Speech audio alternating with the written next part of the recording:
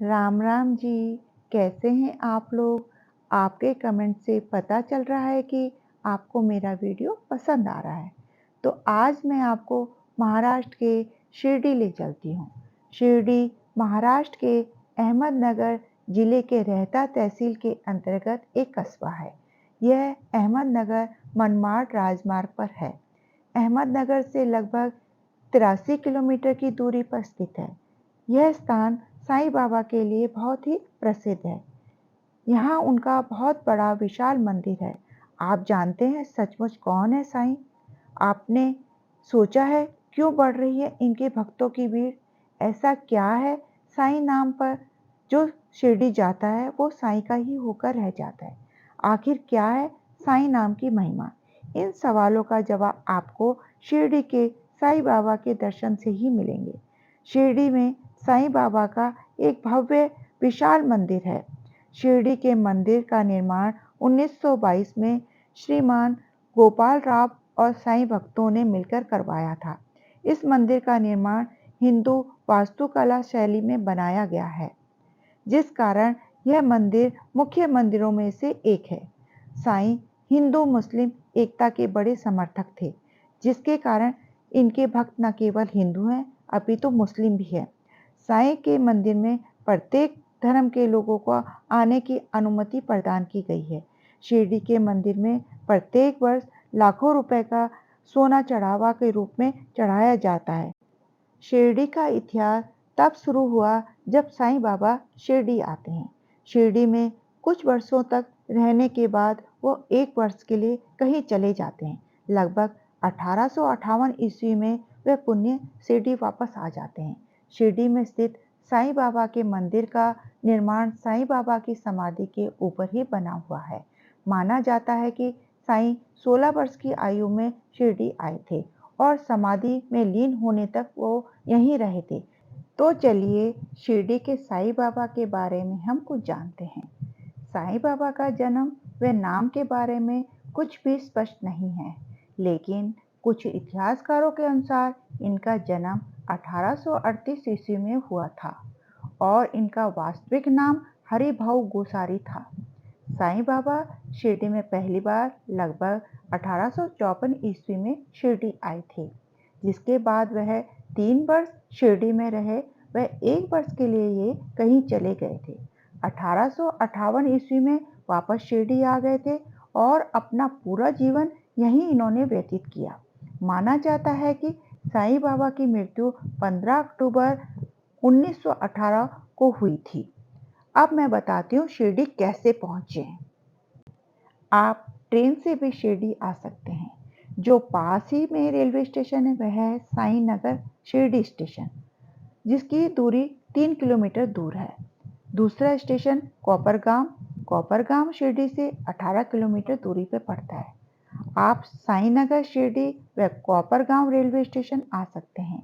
अगर आपको शिरडी नगर या कोपरगांव की सीधी ट्रेन नहीं मिलती है तो आप मनमाड़ रेलवे स्टेशन भी आ सकते हैं। मनमाड़ से आप शिरडी बाय रोड भी आ सकते हैं या आप मनमाड़ से ट्रेन चेंज करके भी आ सकते हैं। आप मनमाड़ से बाय बस 75 रुपये में आपको शिरडी पहुंचा देती है और समय 1.5 घंटे का लगता है। आप टैक्सी से भी आते हैं तो 150 रुपये पर पर्सन लगता है।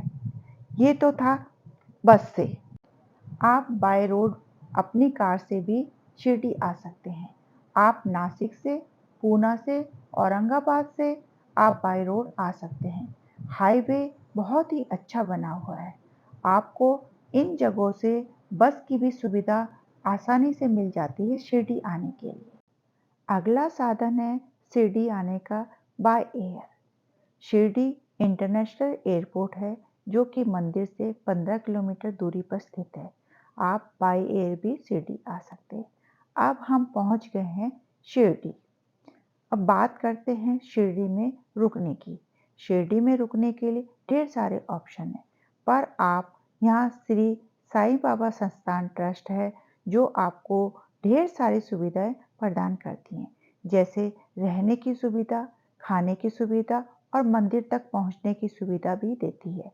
आप साईं बाबा संस्थान वेबसाइट से रूम को बुक करवा सकते हो। यहाँ खाना व मंदिर तक बस द्वारा ले जाना व दर्शन पास बिल्कुल फ्री दिया जाता है। आप प्रसाद लेना चाहते हो तो अलग से काउंटर बना हुआ है जो कि साईं संस्थान ट्रस्ट का ही है। रुकने के लिए 3 भक्त निवास बनाए गए हैं। इन तीनों भक्त निवास में आप ऑनलाइन बुकिंग करवा सकते हैं। पहला भक्त निवास की बात करें तो वह है साईं भक्त निवास। साईं भक्त निवास में 500 कमरों की व्यवस्था है। एसी व नॉन एसी दोनों ही रूम है। 3 लोग अगर यहाँ ठहरते हैं तो आपको 150 रुपये 24 घंटे के देने होते हैं। वहीं आप 4 लोग रुकते हैं तो 200 रुपये देने पड़ते हैं। बहुत ही अच्छी व्यवस्था है यहाँ रहने की। अब करते हैं बात दूसरे साईं आश्रम की। इस पे 1000 कमरे की व्यवस्था है। यहाँ भी आपको एसी व नॉन एसी दोनों तरह के रूम मिलते हैं। यहाँ अगर 3 लोग रहते हैं तो आपको 150 रुपये व 4 लोग रहते हैं तो 200 रुपये आपको देने पड़ते हैं। तीसरा है द्वारावती भक्त निवास। आप लग्जरी सुविधा चाहते हैं, अच्छे रूम चाहते हैं व बड़े रूम चाहते हैं तो आप द्वारावती भक्त निवास में भी रुक सकते हैं। यहाँ रेट थोड़े ज़्यादा हैं, जिसकी दूरी मंदिर से 3 किलोमीटर दूर है। आप यहाँ भी रुक सकते हैं। यहाँ भी ऑनलाइन रूम की बुकिंग की सुविधा आपको मिल जाती है। रूम बुक करवाने के लिए ये वेबसाइट है। एक आदमी को 2 दिन से ज़्यादा रुकने की परमिशन नहीं है। अब बात करते हैं, हम चाहे साईं आश्रम में रुकें, चाहे भक्ति निवास में रुकें। यहाँ से साईं बाबा ट्रस्ट की बसें चलती हैं, जो कि फ्री में आपको मंदिर तक ले जाती हैं। यह सुविधा द्वारावती आश्रम में रुकने वालों के लिए नहीं है, क्योंकि वहाँ ट्रस्ट की बसें नहीं जाती हैं। तो आप वहाँ कैसे पहुँचेंगे मंदिर तक? इसके लिए आपको ऑटो की सुविधा है। आप ऑटो से मंदिर तक जा सकते हैं। यह है निःशुल्क भोजनालय। आप चाहे भक्त निवास में रुकें, चाहे साई आश्रम में रुकें या द्वारावती में, तीनों जगह निःशुल्क भोजन की व्यवस्था है। यहाँ आप आकर निःशुल्क भोजन कर सकते हैं। साईं बाबा का भोग लगा हुआ प्रसाद रहता है। तीनों टाइम खाने की सुविधा मिल जाती है। यहाँ सुबह 10 बजे से शाम 10 बजे तक लगातार लंगर चलता रहता है। यहाँ आकर आप अपना भोजन ग्रहण कर सकते हैं। आप अगर प्राइवेट होटल में रुके हो तो उसका रेट 500 से लेकर 2000 तक है। उन लोगों के लिए अगर भोजन की बात करें तो मंदिर परिसर से 1.5 किलोमीटर दूरी पर एक बहुत बड़ा साईं प्रसादालय है। सामने साईं बाबा का बहुत बड़ा स्टैचू देखने को मिलता है और बहुत ही बड़ा भोजनालय है। सामने चलकर हमें यहाँ से फ्री में कूपन लेना होता है। सामने ही हमें अन्नपूर्णा माता का एक छोटा सा मंदिर भी दिखाई देता है। चलिए ले चलती हूँ मैं आपको अंदर। अंदर का नज़ारा देखने लायक है। शाम का टाइम है तो इस टाइम काफ़ी ज़्यादा संख्या में लोग होते हैं। ये है साईं प्रसादालय। साईं प्रसादालय में एक साथ 3000 लोग बैठकर खाना खा सकते हैं। खाना बनाने के लिए अंदर बड़े-बड़े मेगा किचन बनी हुई है और पूरा भोजन यहाँ सोलर एनर्जी से बनता है और गरमा-गरम परोसा जाता है। हमारी थाली में एक मीठा, 2 टाइप की सब्जियाँ, चावल और दाल और 2 रोटियाँ मिलती हैं। खाना बहुत ही टेस्टी व हेल्दी होता है। आप कहीं भी रुकें, एक बार साईं प्रसादालय में भोजन ज़रूर ग्रहण करें और खाने का अनुभव बहुत ही अच्छा रहने वाला है आपका यहाँ। नाश्ते में सुबह 5 पूरी, 1 सब्जी और 1 मीठा मिलता है। इसकी सुबह ही लाइन लग जाती है और पैकेट का रेट 5 रुपए रहता है। अब मैं आपको ले चलती हूँ मंदिर परिसर में। मंदिर में अंदर जाने के लिए आपको पास लेना होता है, जो मंदिर परिसर में 200 मीटर की दूरी पर आपको दर्शन पास मिलता है। दर्शन पास के लिए आपको आपके पास आधार कार्ड होना बहुत ही ज़रूरी है। आप आधार कार्ड दिखाकर पास ले सकते हैं, जिसमें गेट नंबर लिखा होता है। आप उस गेट से अंदर जाकर दर्शन कर सकते हैं। पास में ही पेड दर्शन पास का काउंटर बना हुआ है। अगर आप जल्दी दर्शन करना चाहते हैं और आप लाइन में नहीं लगना चाहते हैं तो आप यहाँ से 200 रुपये देकर आप साईं बाबा के जल्दी दर्शन भी कर सकते हैं। यहाँ आपको बड़ी-बड़ी लाइन देखने को मिलती हैं। आपको सामान्यतः 1 से 2 घंटे का समय लगता है लाइन से बाबा के दर्शन करने में। साईं बाबा के मंदिर के अंदर फ़ोन, कैमरा और कोई भी इलेक्ट्रॉनिक वस्तुएं अंदर नहीं ले जा सकते। अगर हैं तो मंदिर के पास ही में यहाँ पर ये फ़ोन, कैमरा और बैग रखने के लिए लॉकर बने हुए हैं। यहाँ पर बैग हम लोग फ्री में रख सकते हैं। बाकी फ़ोन, कैमरा के लिए आपको चार्ज देना होता है।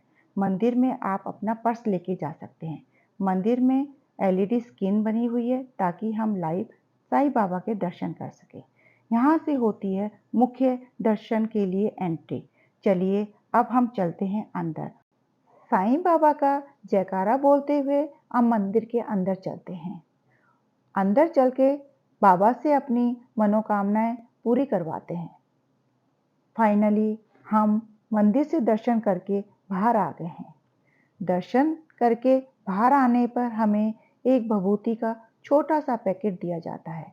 मंदिर परिसर में कौन कौन से दर्शन हैं मंदिर के लिए, तो पास ही में हमें दक्षिण मुखी हनुमान मंदिर है। आप यहाँ हनुमान जी के दर्शन कर सकते हैं और साथ ही में चावड़ी मंदिर में भी जाकर मत्था टेक सकते हैं और साईं बाबा के दर्शन भी कर सकते हैं। यहाँ पर साईं बाबा कभी कभी विश्राम किया करते थे। चावड़ी मंदिर में दर्शन करके अब हम चलते हैं द्वारका माई। द्वारका माई में साईं बाबा रहा करते थे। साईं बाबा के शिरडी आने से पहले द्वारका माई खंडर पड़ी एक जगह थी। बाद में साईं बाबा यहाँ आके रहने लगे। द्वारका माई में साईं बाबा ने अपना सारा जीवन यहीं व्यतीत किया। पास ही में गणेश मंदिर है, शिव मंदिर है। गेट नंबर 1 के पास एकंदा देवी, नंदा देवी मंदिर है। यहाँ भी आप दर्शन कर सकते हैं। ये सभी मंदिर परिषद में ही छोटे छोटे मंदिर बने हुए। अब हम बात करते हैं प्रसाद की। साईं बाबा ट्रस्ट की तरफ से जो प्रसाद चाहिए हमें यहाँ आसानी से मिल जाता है। अब बात करते हैं हमें शिरडी कब आना चाहिए। शिरडी में केवल 3 पर्व पर बहुत ही ज़्यादा भीड़ रहती है। पहला है रामनवमी, दूसरा है गुरु पूर्णिमा और तीसरा है दशहरा। इन दिनों यहाँ बहुत ज़्यादा भीड़ रहती है। यहाँ हर गुरुवार को साईं बाबा की पालकी निकाली जाती है, जिसमें धूमधाम से साईं बाबा मंदिर से निकलते हैं और शिरडी में अपने भक्तों के बीच जाते हैं। माना जाता है कि शिरडी में साईं बाबा मुखिया हैं, वह प्रजा के बीच जाकर उनका हालचाल लेते हैं।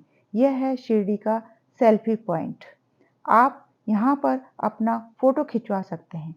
अब मैं आपको ले चलती हूँ साईं तीर्थालय। बहुत बड़ी पार्किंग बनी हुई है। यहाँ आप अपनी कार खड़ी कर सकते हैं। म्यूजियम बहुत ही सुंदर बना हुआ है। आप यहाँ एक बार जरूर आएं। बहुत ही रंग बिरंगे सुंदर फाउंटेन बने हुए हैं। आप फाउंटेन के साथ अपनी फ़ोटो भी क्लिक करवा सकते हैं और एंट्री के सामने ही आपको टिकट काउंटर दिखाई देता है। यहाँ पर 295 रुपीज़ की एंट्री फ़ी है, जिसे आप यहाँ के सभी शो देख सकते हैं। यदि आपके पास टाइम कम है तो आप इंडिविजुअल शो भी देख सकते हैं। जैसे आपको द्वारका माई देखना है तो इसका टिकट 50 से 60 रुपये है, या आपको लंका दहन देखना है तो इसका टिकट 100 से 120 रुपये है। लेकिन मैं आपको रिकमेंड करूँगी कि आप यहाँ कॉम्बो टिकट ही लें, जो कि 295 का है।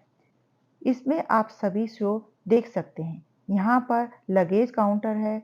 आप अपना सामान यहाँ रख सकते हैं और आप फ्री होकर यहाँ एंजॉय कर सकते हैं। अब मैं आपको टेम्पल राइड ले चलती हूँ। बद्रीनाथ से लेकर उड़ीसा जगन्नाथपुरी तक आपको ऐसा फील होगा कि आप स्वयं वहाँ जाकर दर्शन कर रहे हैं। ये वाला रियल लाइफ एक्सपीरियंस फील करने के लिए आपको ये राइड करनी ही होगी।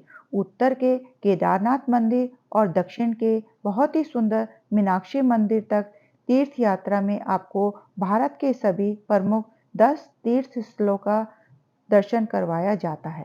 तीर्थ यात्रा में आपको टेम्पल राइड करवाया जाता है। बहुत ही मज़ा आता है इस राइड को करने में। अब हम चलते हैं बाहर की ओर, जहाँ पर हमें खाने पीने की जगह दिखाई देती है। तो चलते हैं कुछ पेट पूजा करने के लिए। सामने ही हमको बैठने के लिए बहुत ही साफ सुथरा स्थान दिखाई दे रहा है। शिरडी में आकर आपने पानी पूरी, सेव पूरी व पाव भाजी नहीं खाई तो आपने कुछ नहीं खाया। यहाँ की पाव भाजी, पानी पूरी और सेव पूरी बहुत ही टेस्टी बनाते हैं। आप एक बार यहाँ ज़रूर खाएँ, बहुत ही मज़ा आने वाला है आपको ये फूड खाकर। अगर अब बात करते हैं शिरडी में हमें कितने दिन रहने का बनाना चाहिए, तो 2 दिन बहुत हैं शिरडी में। एक दिन आप शिरडी घूमिए, दूसरे दिन पास ही में शनि सिंगनापुर जाना चाहते हैं तो शनि सिंगनापुर जा सकते हैं, जो शिरडी से 75 किलोमीटर दूरी पर स्थित है। कमेंट्स बॉक्स में जय साईं राम ज़रूर लिखें और चैनल को सब्सक्राइब ज़रूर करें। धन्यवाद।